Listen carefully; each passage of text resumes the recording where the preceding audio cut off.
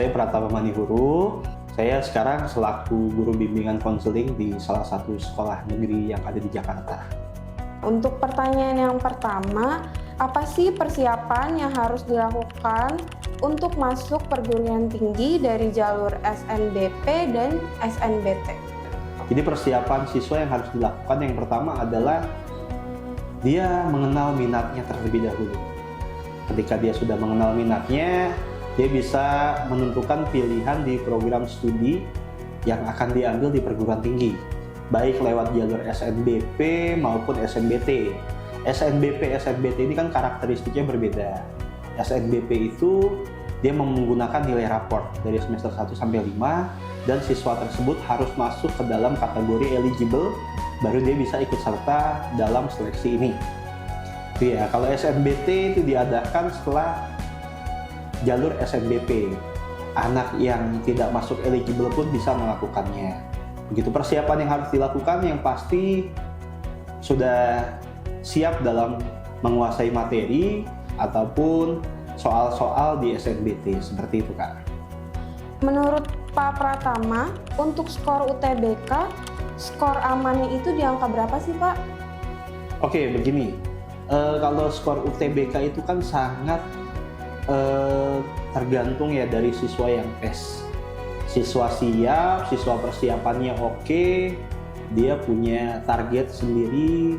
Seandainya dia mau masuk ke PTN favorit, dia harus memiliki nilai skor UTBK yang tinggi. Gitu ya. Kalau bicara aman, ya ini tergantung dari pilihan program studi yang dia pilih, juga universitas yang dia pilih Kak. Gitu. Kita tidak ada universitas yang mengeluarkan skor UTBK berapa untuk masuk ke program studi A, program studi B. Jadi benar-benar ini tergantung dari siswa yang berpartisipasi memilih di program studi tersebut. Skor paling tinggi sampai kuota yang disediakan oleh program studi tersebut. Jadi kalau bicara aman, ya sebaiknya siswa memiliki nilai yang tinggi agar dirinya aman. Seperti itu. Banyak skor-skor yang beredar ya di media sosial, dari testimoni alumni. Nah, itu bisa menjadi referensi untuk anak-anak mengejar target skor yang harus dia miliki. Seperti itu Kak. Menurut Bapak, apakah asal sekolah itu bisa mempengaruhi dalam penerimaan di jalur SNBP? Ya, untuk jalur SNBP ada yang namanya indeks sekolah, ada yang namanya indeks alumni.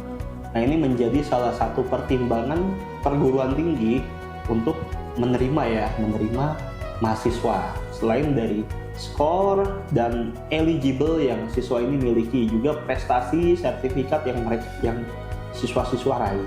Jadi ada pengaruhnya terkait sekolah terhadap penerimaan di SNBP, seperti itu Kak. Kak, tipsnya dong nih buat yang jalur SNBT, kira-kira apa sih yang harus dilakuin nih? Oke, baik. Kalau untuk siswa jalur SNBT, yang paling penting adalah menentukan goals mereka untuk mengikuti SNBT itu apa, jurusan apa yang mau mereka ambil, program studi apa yang mau mereka ambil.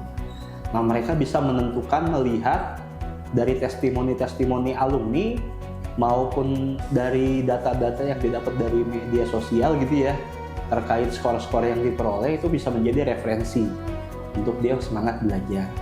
Yang kedua itu adalah list materi. Anak-anak ngelis materi apa yang mereka sudah pahami, masih ragu-ragu, kurang pahami, mereka list. Sehingga dari list ini mereka bisa membahas materi lebih dalam untuk meningkatkan pemahaman mereka. Yang ketiga adalah membuat grafik proses udah sampai mana mereka belajar, khususnya dari hasil tryout gitu ya Kak ya. Nah, ini bisa mereka analisis ada kemajuan atau enggak. Kemudian konsisten dalam belajar, upayakan sehari minimal 4 jam belajar untuk persiapan UTBK. Itu dari saya Kak. Apakah Bapak punya saran sekiranya ada siswa yang bersekolah di sekolah peringkat tengah dalam mempersiapkan pemilihan PTN? Lalu bagaimana dengan peluangnya nih Pak, dengan siswa yang sekolahnya ini bersekolah di sekolah peringkat tengah? Oke, baik. Jadi kalau saran ya, jadi kalau melihat peringkat sekolah ini pasti kita membahas SNBP. Nah, siswa tersebut harus melihat grafik alumni yang masuk ke perguruan tinggi mana saja. Gitu ya, kakak-kakak kelas yang lebih dahulu masuk kemana saja. Nah, ini bisa menjadi referensi buat anak-anak tersebut memilih universitasnya. Seandainya siswa tersebut memiliki nilai yang tinggi dan ranking yang tinggi, ya boleh saja dicoba di kampus-kampus yang favorit. Tapi dari saya, sebaiknya melihat dulu indeks alumni kemana saja mereka diterima. Itu akan menjadi kekhususan sendiri atau keuntungan bagi siswa yang akan memilih prodi yang dia inginkan di kampus tersebut. Begitu Kak. Untuk saran-sarannya, cari tahu kemana saja alumni itu pergi, apa melanjutkan studinya. Kemudian kalau lewat SNBP Kak, itu memang berdasarkan tes, tidak dipengaruhi oleh dari mana sekolah dia berasal. Selama hasil tesnya bagus dan memenuhi kriteria dari program studi tersebut terkait skor, ya bisa saja anak itu diterima Kak. Di zaman sekarang, jurusan apa yang peluangnya sedang besar dengan peluang pekerjaan yang bagus dan cocok untuk Gen Z saat ini?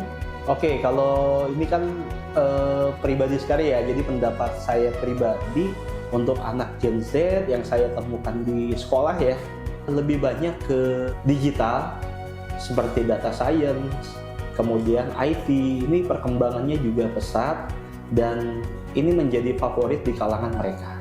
Seperti itu Kak.